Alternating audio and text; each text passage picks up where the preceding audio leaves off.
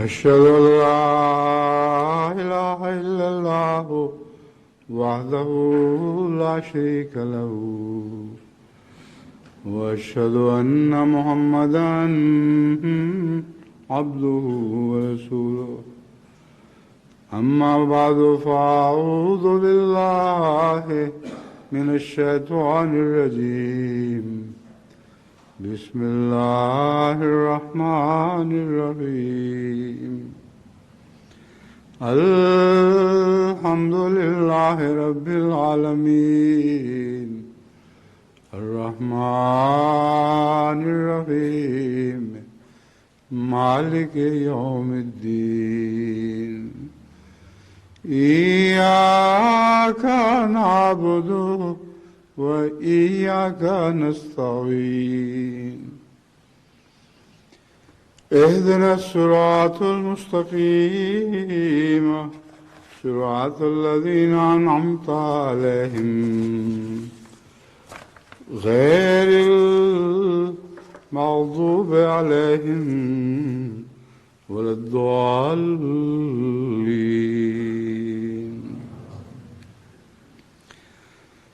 فبما رحمة من الله لنت لهم ولو كنت فظا غليظ القلب لانفضوا من حولك فاعف عنهم واستغفر لهم وشاورهم في الأمر فإذا عزمت فتوكل على الله إن الله يحب المتوكلين. اس آیت کی تلاوت میں نے اس لیے کی ہے کہ آج کل جو مارچ اپریل کا موسم ہے اس میں جماعت عالمگیر میں کثرت سے مجالس شورا منعقد کی جاتی ہیں. بعض مجبوریوں کی وجہ سے تاخیر سے بھی کرتے ہیں، مگر یہ وہ موسم ہے جس میں اکثر مجالس شورا کا انعقاد ہوتا ہے، اور یہ جو ادارہ ہے سب دنیا میں مستحکم ہو چکا ہے اللہ تعالیٰ کے فضل سے. زیادہ سے زیادہ ہماری کوشش ہے کہ بڑے بڑے ملکوں کے علاوہ چھوٹے ملکوں میں بھی نظام شورا قائم کیا جائے، کیونکہ یہ حضرت اقدس محمد مصطفیٰ صلی اللہ علیہ وسلم کی سنت تھی کہ آپ مشورہ کیا کرتے تھے. حالانکہ اگر انسانوں میں سے کسی کو سب سے کم مشورے کی ضرورت ہے تو حضرت صلی اللہ علیہ وسلم کو تھی، کیونکہ خدا آپ کا نگہبان تھا، خدا آپ کی ہدایت فرمایا کرتا تھا، اور اس کے باوجود مشورہ کرنا آپ کی ایک سنت تھی جسے کبھی بھی آپ نے ترک نہیں کیا. تو عملاً مجالس شورا کا انعقاد اس زمانے میں تو تقریباً ہر روز ہی ہوا کرتا تھا، یعنی جس سے بھی رسول اللہ صلی اللہ علیہ وسلم پسند فرماتے اس سے مشورہ کر لیا کرتے تھے. اس کو باقاعدہ انسٹیٹیوشن بنا کر ایک سنت کے طور پر جماعت احمدیہ میں رائج کیا گیا ہے. اور ایک مرکزی بات جو بنیادی بات ہے وہ میں بتانی چاہتا ہوں. اس میں اللہ تعالیٰ فرماتا ہے فَإِذَا عَزَمْتَ فَتَوَكَّلْ عَلَى اللَّهِ، کہ مشورہ تو کرنا ہے اس لیے کہ تیرے سے تیری بات، تیرے وجود، تیری ہر چیز سے محبت کرتے ہیں اور تیرا نرم دل ہے بہت اور تیری طرف جھکے رہتے ہیں، تو مشورے سے ان کو ایمانی تقویت نصیب ہوتی ہے. لیکن فیصلہ تو نے کرنا ہے.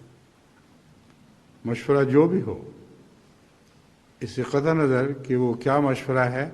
آخری فیصلہ تیرا ہے. صلح حدیبیہ کے موقع پر دیکھیے کہ تمام صحابہ کا ایک ہی مشورہ تھا کہ چاہے قتل و غارت کرنا پڑے، اپنے خون سے ہولی کھیلنی پڑے، لیکن ہم ضرور خانہ کعبہ حج پر جائیں گے اور آپ کی رویا پوری ہوگی، جس میں کسی سال کا تو ذکر ہی نہیں تھا، مگر صحابہ نے یہی سمجھا کہ اسی سال یہ رویا پوری ہونی ہے. اس وقت بھی حضور اکرم صلی اللہ علیہ وسلم نے تمام صحابہ کا مشورہ तर्क फरमा दिया, नज़रअंदाज फरमा दिया, और उसमें कोई भी इस्तिस्ना नहीं था। फ़ैज़ आज़म था फ़तवक्कल अल्लाह, जब अज़्म कर लिया तो फिर अल्लाह पर ही तवक्कुल फरमाया, और अल्लाह पर तवक्कुल के नतीजे में सुलह हुदैबिया से ही फिर सारी आइंदा फतूहात की बुनियाद डाली गई। और अज़ीम शान सुलह की ये शराइत थी जिसने अगले ज़माने की गोया काया पलट दी। तो इस पहलू से मैं सब शूरा में शामिल लोगों को ये नसीहत करता हूँ कि मजलिस शूरा में जो फैसले होते हैं उनमें फैसलों से ज़्यादा लफ्ज़ मशवरे का इतलाक़ होना चाहिए, जो मजलिस शूरा की जान है। फैसले होते ही कोई नहीं, मशवरे होते हैं, और जो कसरत राय से मशवरे हों उनको फिर पेश कर दिया जाता है अमीर की मार्फत से खलीफतुल मसीह के सामने, और फिर वहाँ फैसला होता है। बस आप भी इस तरीक़ को चिमटे रहें, क्योंकि इसी में बरकत है, इसी में जमात की ज़िंदगी का राज है। मजलिस शूरा एक बहुत बड़ा एहसान है अल्लाह ताला का, जो खुदा ताला ने ये निज़ाम हमारे अंदर जारी फरमा के हमें सब एक हाथ पे बांध दिया। मैं उम्मीद रखता हूँ कि इस उसूल को पेश नज़र रखते हुए आप हर जगह मशवरे करेंगे और तवक्कुल अल्लाह पर ही करेंगे। जब फैसला जमात की तरफ से किया जाएगा तो फिर आगे फिर तवक्कुल का मुकाम है, और खुदा ताला कभी भी इस तवक्कुल को ज़ाया नहीं फरमाता। शूरा के मुतल्लिक इस मुख्तसर बल्कि नहायत मुख्तसर खुतबे के बाद अब मैं खुतबा इल्हामिया के मुतल्लिक हज़रत अक़दस मसीह मऊद अलैहिस्सलाम की तहरीरात और बाज़ सहाबा की रवायात वग़ैरह से इस्तिफ़ादा करते हुए आपके सामने इस मज़मून पर कुछ रोशनी डालता हूँ। कुछ देर से मुतालबे हो रहे हैं, क्योंकि ये वही साल है जिस साल में खुतबा इल्हामिया हुआ था, इसलिए बार बार लोग मुतालबा कर रहे थे कि इसकी एनिवर्सरी मनाई जाए। तो मैं इस बात को रद्द करता रहा कि एनिवर्सरी किस बात की मनाएंगे। ये सारा अरसा ही हज़रत मसीह मौऊद अलैहिस्सलाम के किसी न किसी निशान के पूरा होने का अरसा है, तो हर रोज़ तो एनिवर्सरी नहीं मनाई जा सकती। लेकिन चूँकि मुतालबा ज़्यादा था और मैंने भी सोचा कि अब नई नस्ल है, उनको मालूम होना चाहिए कि ये खुतबा इल्हामिया का क्या वाक़या है, पस मंज़र क्या है, और कितना अज़ीम शान है जो अल्लाह ताला ने हज़रत अक़दस मसीह मऊद अलैहिस्सलाम के हाथ पर जारी फरमाया या ज़ुबान पर जारी फरमाया। अब मैं कुछ तहरीरात पढ़ता हूँ। हज़रत मसीह अलैहिस्सलाम की तहरीरात से जो मज़मून ज़ाहिर होता है वो ये है, 11 अप्रैल 1900। अब ये भी वो आजकल के दिन ही हैं। ईद अज़हा के दिन सुबह के वक्त मुझे इल्हाम हुआ कि आज तुम अरबी में तकरीर करो, तुम्हें क़ुव्वत दी गई,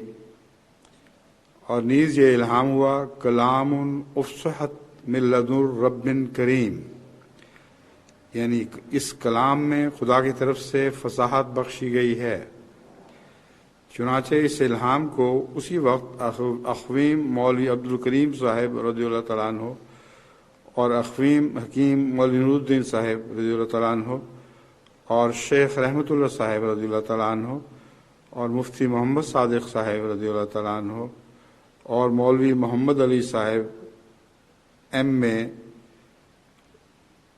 यहाँ रज़ियल्लाहु तआला अन्हु नहीं लिखा हुआ, लेकिन बहरहाल सहाबी थे, और हज़रत मसीह मऊद अलैहिस्सलाम के इल्हाम से पता चल रहा है, आओ हमारे पास बैठ जाओ, तुम भी कभी नेक इरादे रखते थे। तो मैं समझता हूँ रज़ियल्लाहु तआला अन्हु का इतलाक़ तो बहरहाल करना पड़ेगा। इसलिए मैं ये अर्ज़ करता हूँ मौलवी मोहम्मद अली साहब M.A रज़ियल्लाहु तआला अन्हु اور ماسٹر عبدالرحمان صاحب رضی اللہ تعالیٰ عنہ اور ماسٹر شیر علی صاحب رضی اللہ تعالیٰ عنہ اور حافظ عبدالعلی صاحب رضی اللہ تعالیٰ عنہ اور بہت سے دوستوں کو اطلاع دی گئی۔ تب میں عید کی نماز کے بعد عید کا خطبہ عربی زبان میں پڑھنے کے لیے کھڑا ہو گیا، اور خدا تعالیٰ جانتا ہے کہ غیب سے مجھے ایک قوت دی گئی اور وہ فصیح تقریر عربی میں فی البدیہہ میرے منہ سے نکل رہی تھی کہ میری طاقت سے بالکل باہر تھی، اور میں نہیں خیال کر سکتا کہ ایسی تقریر جس کی ضخامت کئی جز تک تھی، ایسی فصاحت اور بلاغت کے ساتھ بغیر اس کے کہ اول کسی کاغذ میں قلم بند کی جائے کوئی شخص دنیا میں بغیر خاص الہام الہی کے بیان کر سکے۔ جس وقت یہ عربی تقریر جس کا نام خطبہ الہامیہ رکھا گیا لوگوں میں سنائی گئی، اس وقت حاضرین کی تعداد شاید 200 کے قریب ہوگی، بعض روایات میں 300 کے قریب بیان کی جاتی ہے۔ سبحان اللہ، اس وقت ایک غیبی چشمہ کھل رہا تھا۔ مجھے معلوم نہیں کہ میں بول رہا تھا یا میری زبان سے کوئی فرشتہ کلام کر رہا تھا، کیونکہ میں جانتا تھا کہ اس کلام میں میرا دخل نہ تھا۔ خود بخود بنے بنائے فقرے میرے منہ سے نکلتے جاتے تھے، اور ہر ایک فقرہ میرے لیے ایک نشان تھا۔ چنانچہ تمام فقرات چھپے ہوئے موجود ہیں جن کا نام خطبہ الہامیہ ہے۔ اس کتاب کے پڑھنے سے معلوم ہوگا کہ کیا کسی انسان کی طاقت میں ہے کہ اتنی لمبی تقریر بغیر سوچے اور فکر کے عربی زبان میں کھڑے ہو کر محض زبانی طور پر فی البدیہہ بیان کر سکے۔ یہ ایک علمی معجزہ ہے جو خدا نے دکھلایا، اور کوئی نظیر اس کی پیش نہیں کر سکتا۔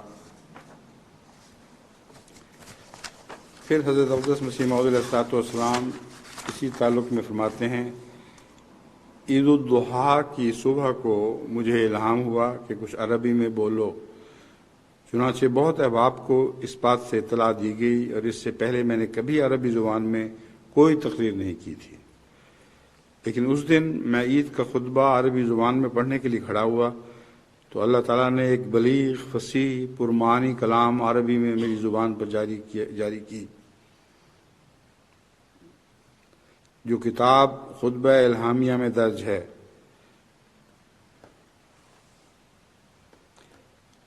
وہ کئی جز کی تقریر ہے جو ایک ہی وقت میں کھڑے ہو کر زبانی فی البدیہہ کہی گئی،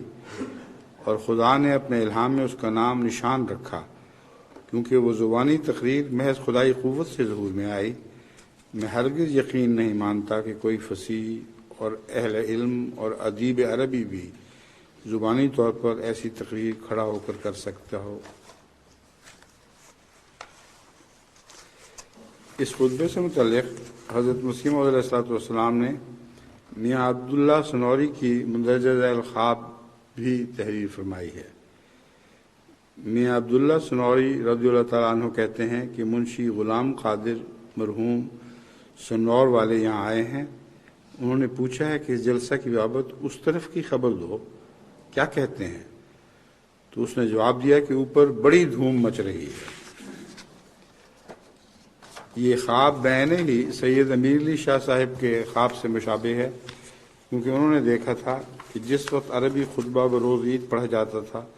اس وقت جناب رسول اللہ صلی اللہ علیہ وسلم اور حضرت عیسیٰ اور حضرت موسیٰ علیہ السلام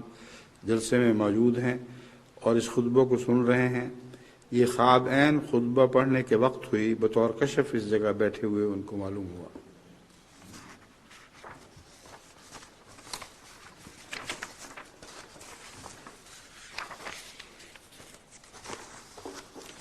اور حضرت مسیح موعود علیہ السلام کے بعض صحابہ کی روایات میں پڑھ کے سناتا ہوں۔ کہیں مضمون کی تکرار بھی ہو گئی ہے، لیکن وہ کوشش کے باوجود دور نہیں کی جا سکتی تھی، اس لیے وہ بار بار ایک ہی بات اگر سمجھائی جائے تو کوئی حرج نہیں، سمجھنے میں آسانی پیدا ہوتی ہے۔ روایت حضرت مولوی شیر علی صاحب رضی اللہ عنہ۔ حضرت مولوی شیر علی صاحب رضی اللہ تعالیٰ عنہ نے بواسطہ مولوی عبدالرحمن صاحب مبشر مدرس احمدیہ قادیان بذریعہ تحریر بیان کیا کہ 1900 میں یا اس کے قریب عید الاضحیٰ سے ایک دن پہلے حضرت مسیح موعود علیہ السلام نے حضرت مولوی نور الدین صاحب کو لکھا کہ جتنے دوست یہاں موجود ہیں ان کے نام لکھ کر بھیج دو تا میں ان کے لیے دعا کروں۔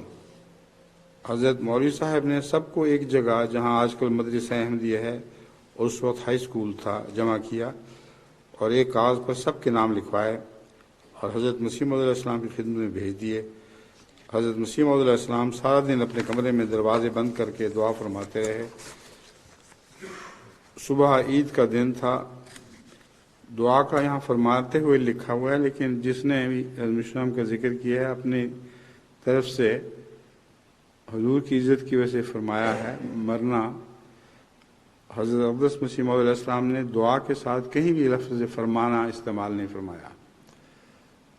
بلکہ آن حضرت صلی اللہ علیہ وآلہ وسلم کی دعاؤں کا بھی جب ذکر کیا ہے تو دعائیں کی ہیں آپ نے، یعنی حضرت مسیح علیہ السلام کے الفاظ میں رسول اللہ صلی اللہ علیہ وسلم نے خدا کے حضور دعا فرمائی نہیں۔ تو کئی لوگ یہ غلطی سے لکھ دیتے ہیں، مجھے بھی، تو یہ جائے ادب ہے کہ دعا کے لیے فرمانے کا لفظ استعمال نہ کیا جائے۔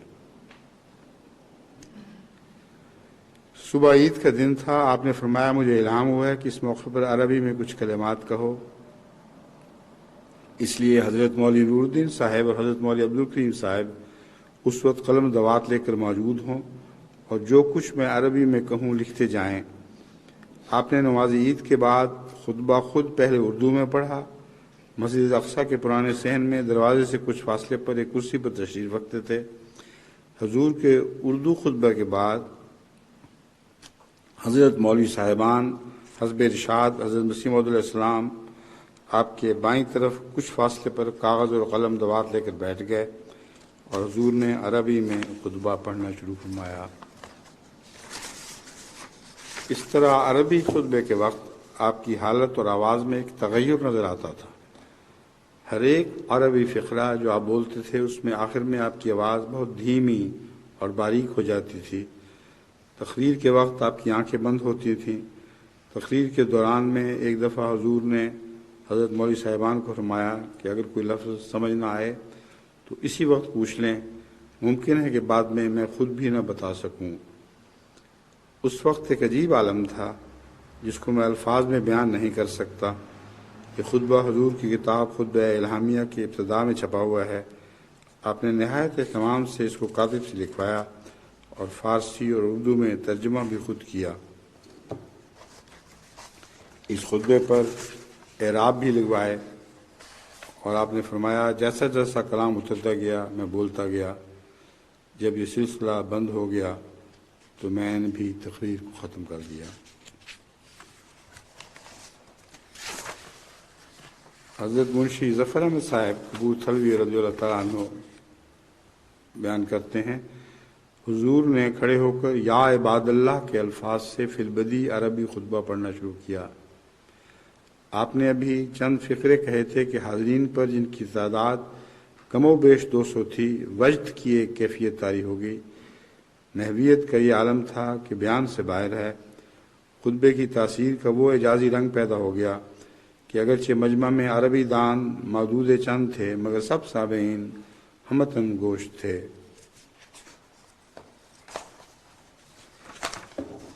روایت حضرت مولوی عبداللہ سنوری صاحب رضی اللہ عنہ۔ جب حضرت مسیح موعود نے عید الاضحیٰ کے موقع پر خطبہ الہامیہ پڑھا تو میں قادیان میں ہی تھا۔ حضرت صاحب مسجد مبارک کی پرانی سیڑھیوں کے رستے سے نیچے اترے۔ آگے میں انتظار میں موجود تھا۔ میں نے دیکھا کہ اس وقت آپ بہت پرشاش تھے اور چہرہ مسرت سے دمک رہا تھا۔ پھر آپ بڑی مسجد کی طرف تشریف لے گئے اور وہاں نماز کے بعد خطبہ شروع فرمایا اور حضرت مولوی نور الدین صاحب اور مولوی عبدالکریم صاحب کو خطبہ رکھنے پر مقرر کر دیا۔ میاں عبداللہ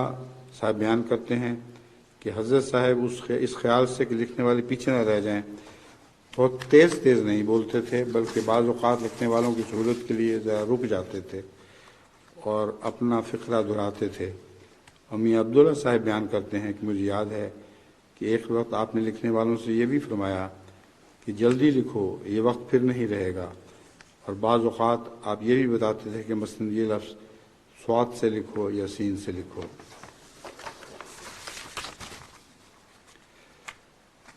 شیخ یعقوب علی صاحب عرفانی، یہ روایت میں آخر پر رکھتا ہوں صحابہ کی روایات میں سے، الحکم میں آپ نے لکھا، چونکہ یہ خطبہ آیات اللہ میں سے ایک زبردست آیت اور لانظیر نشان ہے جو ہماری آنکھ کے سامنے بلکہ ایک عظیم الشان گروہ کے سامنے پورا ہوا، ہم خدا تعالیٰ کی قسم کھا کر بیان کرتے ہیں کہ یہ زبردست نشان فی الحقیقت اعجاز تھا۔ ہماری زبان قلم میں طاقت نہیں کہ آپ کے لب و لہجہ کی تصویر الفاظ میں کھینچ سکے۔ الفاظ میں ایک برقی اثر تھا جو اندر ہی اندر طبیعت کے مواد ردیہ کو زائل کر رہا تھا۔ شکل و صورت اور زبان سے ایسا معلوم ہوتا تھا کہ یہ شخص اس وقت اس دنیا میں موجود نہیں ہے اور اس کی زبان اپنے اختیار میں نہیں۔ نیم باز آنکھیں بتلا رہی تھیں، ایک شکر کی سی حالت طاری ہے۔ حضرت اقدس علیہ السلام کھڑے ہوئے تھے چند عربی فقرات بولنے کے واسطے جو گویا ارشاد الہی کی تعمیل تھی، لیکن کوئی 2 گھنٹے تک ایک وسیع اور فصیح خطبہ جو حقائق و معارف سے پر تھا، تہذیب نفس اور اصلاح روح کے لیے ایک نسخہ شفا بخش تھا۔ جس قدر معرفت کے دقیق راز اس خطبے میں بیان کیے گئے، واللہ باللہ ایسے تھے کہ نہ کبھی اس سے بیشتر کان آشنا تھے اور نہ آنکھ سے کسی کو بیان کرتے ہوئے دیکھا تھا۔ حضرت اقدس نے اثناء خطبے میں یہ بھی فرمایا کہ اب لکھ لو، پھر یہ لفظ جاتے ہیں، آخر خدا تعالیٰ کے وعدہ کے موافق یہ عظیم الشان نشان پورا ہوا۔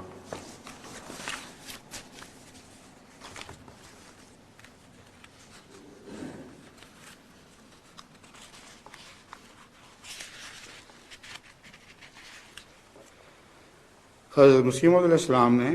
نماز عید سے فراغت کے بعد خطبہ کے لیے حضرت مسیح موعود علیہ السلام نماز عید سے فراغت کے بعد خطبے کے لیے مسجد کے درمیانی دروازے میں کھڑے ہوئے اور پہلے اردو میں خطبہ ارشاد فرمایا۔ اس خطبہ کے جو اردو میں ارشاد فرمایا تھا اہم نکات یہ ہیں۔ یہ ایک سر کی بات ہے کہ یہ عید ایک ایسے مہینے میں آتی ہے جس پر اسلامی مہینوں کا خاتمہ ہوتا ہے اور پھر محرم سے نیا سال شروع ہوتا ہے۔ اس کو ہمارے نبی کریم صلی اللہ علیہ وسلم اور آنے والے مسیح سے بہت مناسبت ہے۔ ہمارے نبی صلی اللہ علیہ وسلم آخری زمانے کے نبی تھے اور آپ کا وجود باوجود اور وقت بعین ہی گویا عید الاضحیٰ کا وقت تھا۔ دوسری مناسبت یہ ہے کہ یہ قربانی کا مہینہ ہے اور رسول کریم صلی اللہ علیہ وسلم قربانیوں کا کامل نمونہ دکھانے کے لیے تشریف لائے تھے۔ حضرت ابراہیم علیہ السلام نے جس قربانی کا بیج بویا تھا، حضرت صلی اللہ علیہ وسلم نے اس کے لہلہاتے کھیت دکھائے۔ حضور نے پھر فرمایا، دیکھو اور غور سے سنو، یہ صرف اسلامی ہے جو اپنے اندر برکات رکھتا ہے اور انسان کو مایوس اور نامراد نہیں ہونے دیتا، اور اس کا ثبوت یہ ہے کہ میں اس کی برکات اور زندگی اور صداقت کے لیے نمونہ کے طور پر کھڑا ہوں۔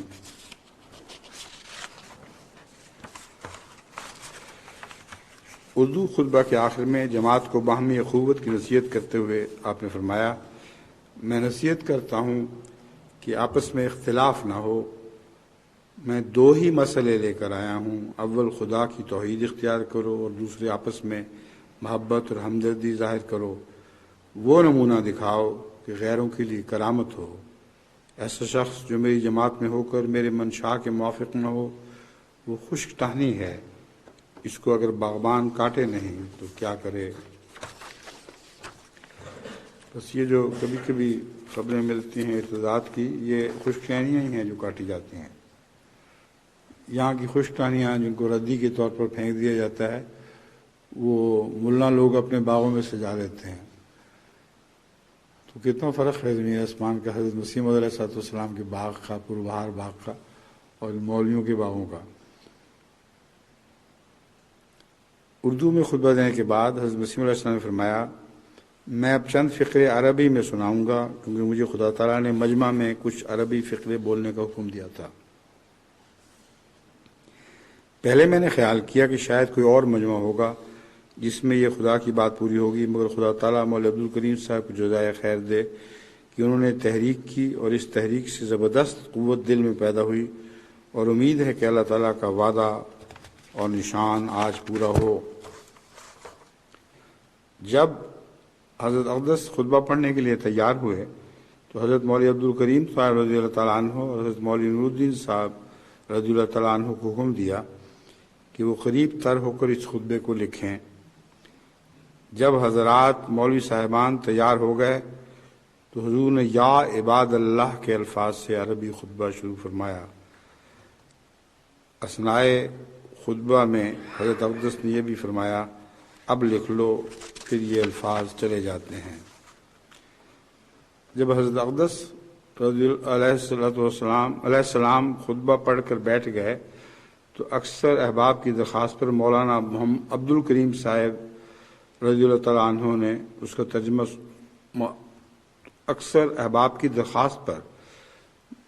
مولانا مولوی عبد الکریم صاحب رضی اللہ تعالیٰ عنہ اس کا ترجمہ سنانے کے لیے کھڑے ہوئے۔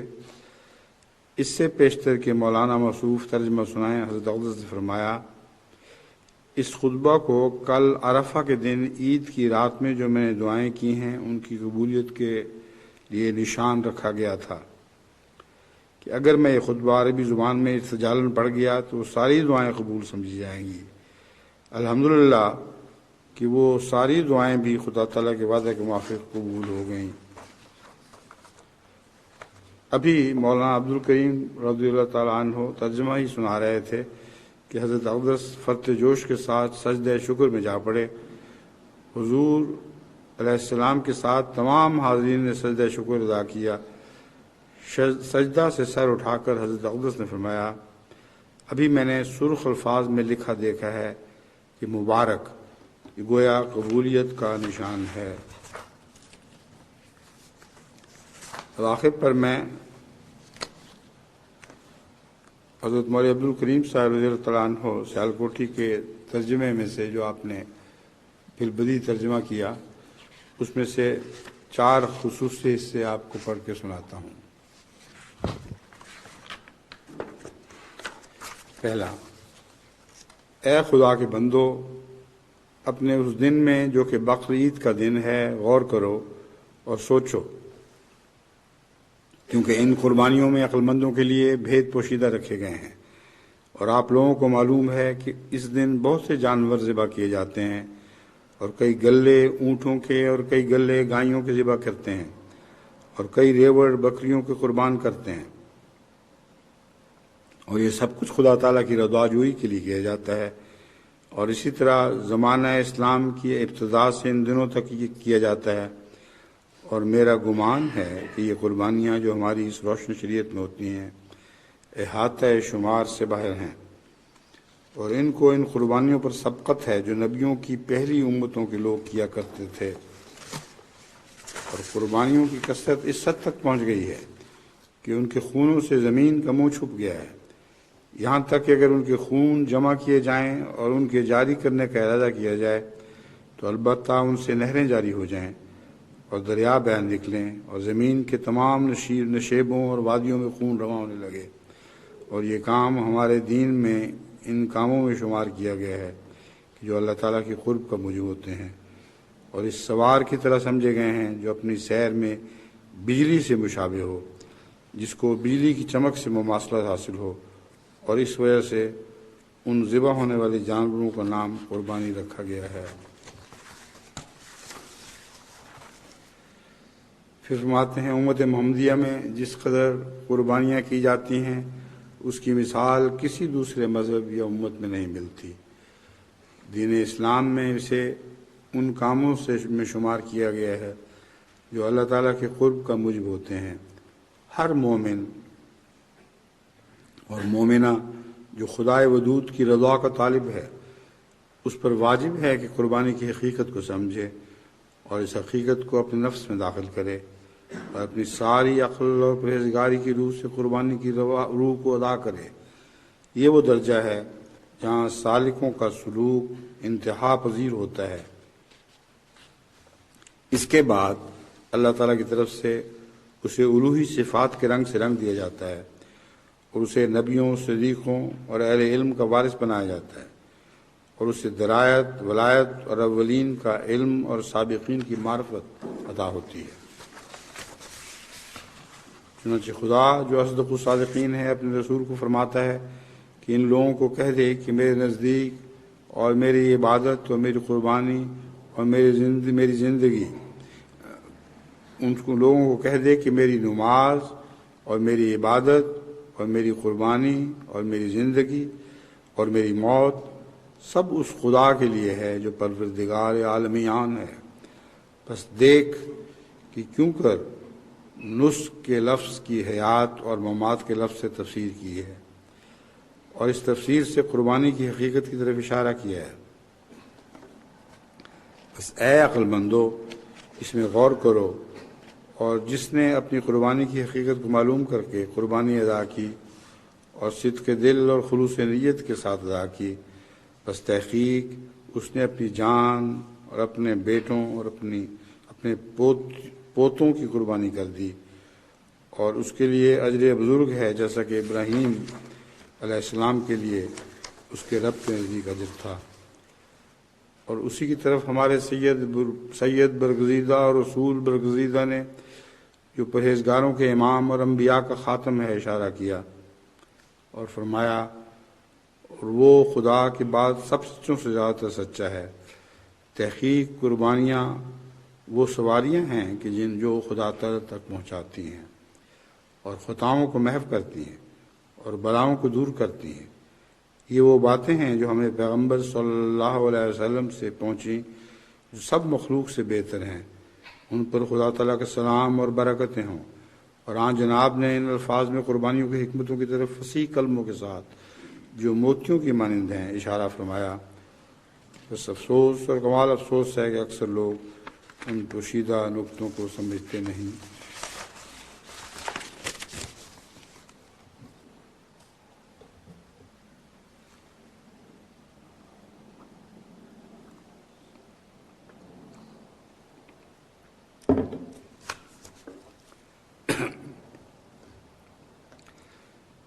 پس اس اندھیری رات کے وقت اور تند ہوا کی تاریکی کے وقت خدا کے رحم نے تقاضا کیا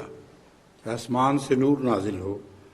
سو میں وہ نور ہوں اور وہ مجدد ہوں کہ جو خدا تعالیٰ کے حکم سے آیا ہے، اور بندہ مدد یافتہ ہوں، اور وہ مہدی ہوں جس کا آنا مقرر ہو چکا ہے، اور وہ مسیح ہوں جس کے آنے کا وعدہ تھا، اور میں اپنے رب سے اس مقام پر نازل ہوا جس کو انسانوں میں سے کوئی نہیں جانتا، اور میرا بھید اکثر اہل اللہ سے پوشیدہ اور دور تر ہے، قطع نظر اس کے کہ عام لوگوں کو اس سے کچھ اطلاع ہو سکے، اور میرا مقام غوطہ لگانے والوں کے ہاتھوں سے بہت دور ہے، اور میری اوپر چڑھنے کی بلندی قیاس میں نہیں آ سکتی، اور یہ قدم میرا خدا تعالیٰ کی راہ میں تیز چلنے والے اونٹوں سے تیز تر ہے۔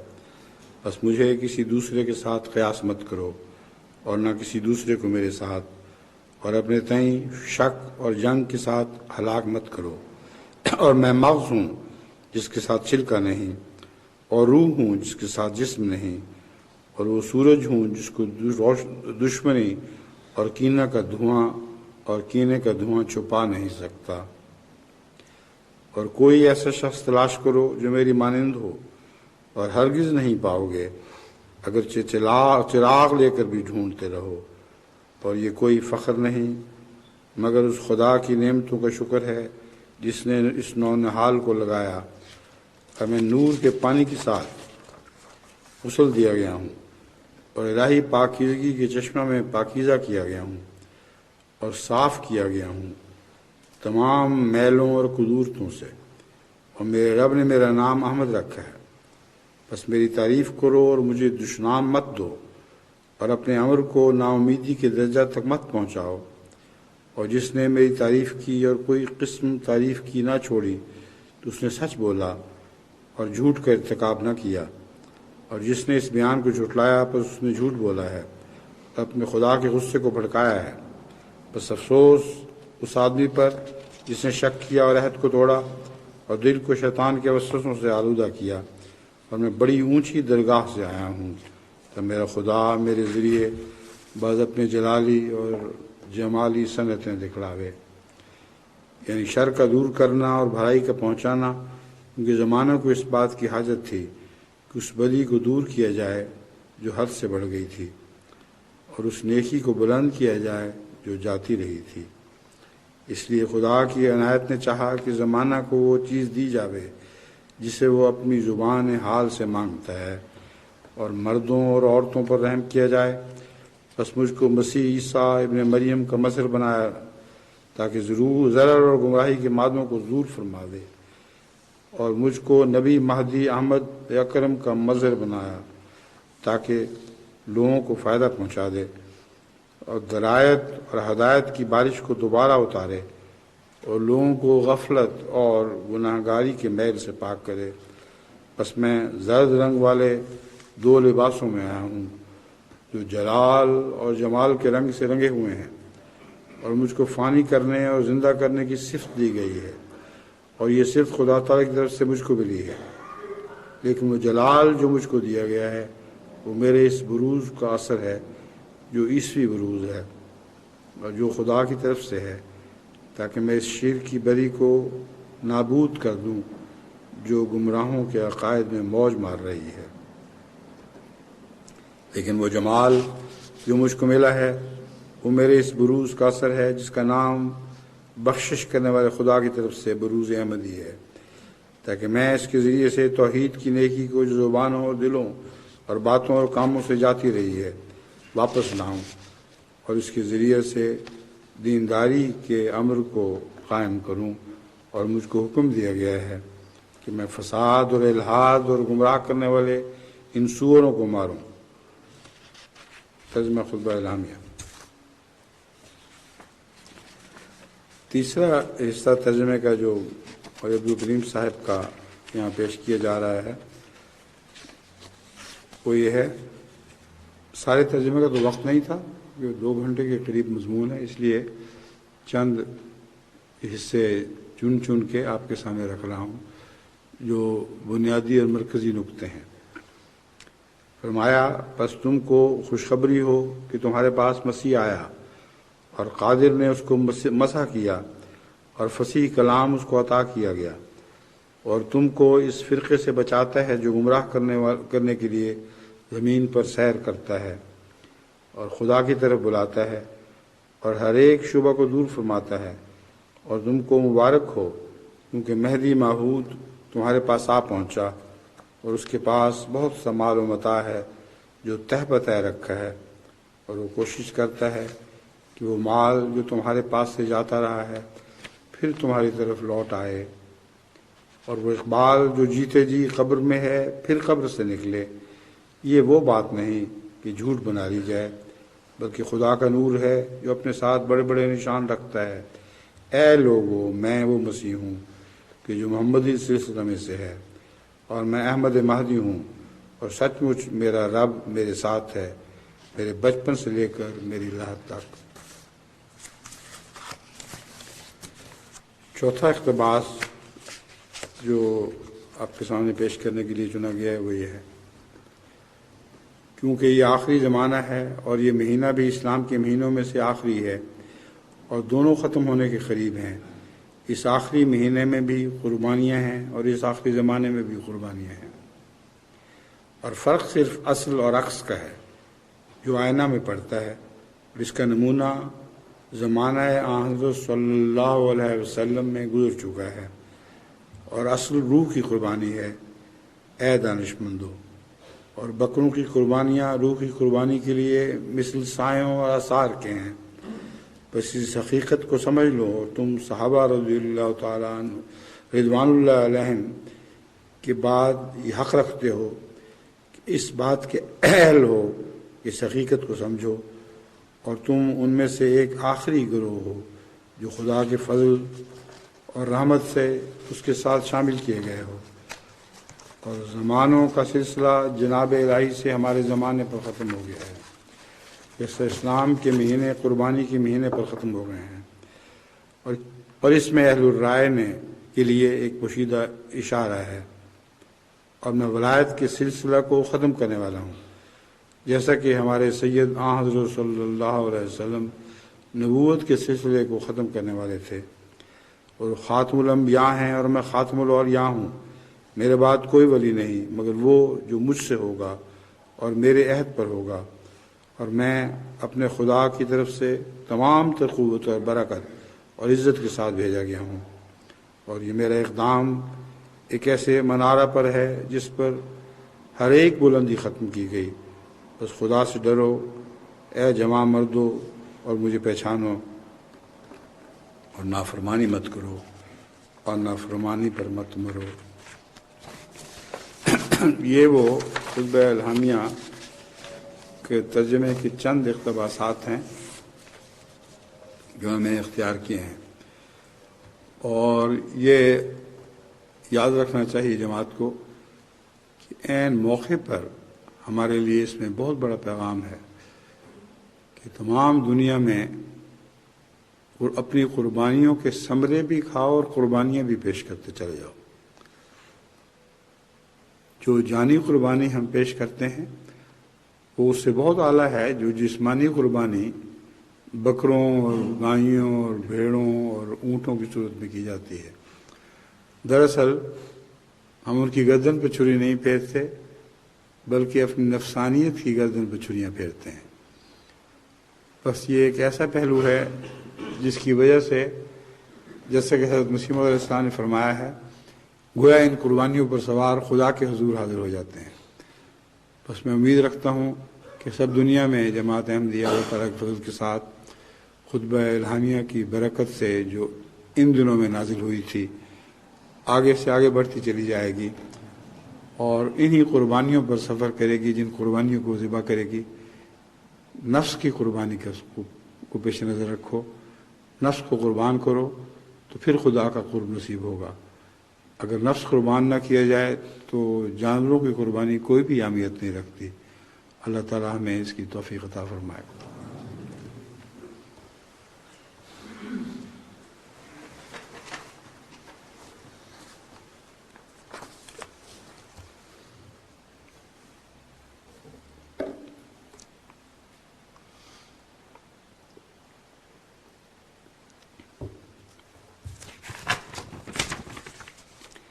الحمد لله نحمده ونستعينه ونستغفره ونؤمن به ونتوكل عليه ونعوذ بالله من شرور أنفسنا ومن سيئات أعمالنا من يهده الله فلا مضل له ومن يضلله فلا هادي له ونشهد أن لا إله إلا الله وحده لا شريك له ونشهد أن محمدا عبده ورسوله عباد الله رحمكم الله إن الله يأمر بالعدل والإحسان وإيتاء ذي القربى وينهى عن الفحشاء والمنكر والبغي يعظكم لعلكم تذكرون اذكروا الله يذكركم وادعوه يستجب لكم ولذكر الله أكبر۔